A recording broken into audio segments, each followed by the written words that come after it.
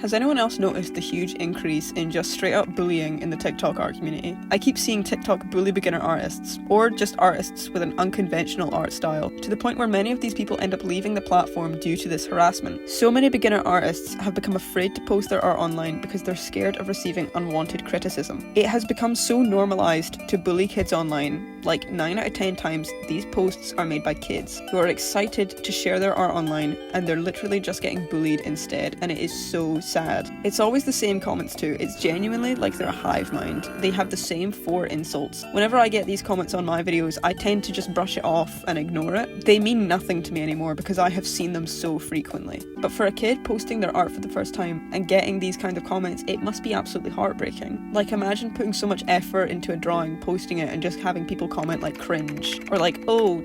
It's so sad. I don't know why people do that. It is absolutely fine to critique someone's art when they're asking for criticism, but if they're not asking, don't give any. Whether you think it's constructive or not, they didn't ask for it. They are happy with their art and they shouldn't have to change it for your liking. Do you remember Croquet, the person from the rendering process video? If you don't know anything about this, Croquet posted a short clip of them rendering one of their drawings, and it was the most harmless post in the world, and for some reason, people hated them for it. Croquet had fake rumours spread about them just because people didn't like their art. That is insane. Something that people need to understand is that heavy stylization doesn't make art bad. Just because it's not something that you like doesn't mean that it's not worth other people's time or other people's attention. It's still good, even if you don't enjoy it. I found some of their more recent work and it is absolutely stunning. They are incredibly talented, and it is such a relief to see that they are still creating art, because for some people, this kind of incident might have discouraged them from drawing ever again. I know it would have discouraged me. I would have been terrified to post again. I thought that people would have learnt their lesson after the whole rendering process stuff,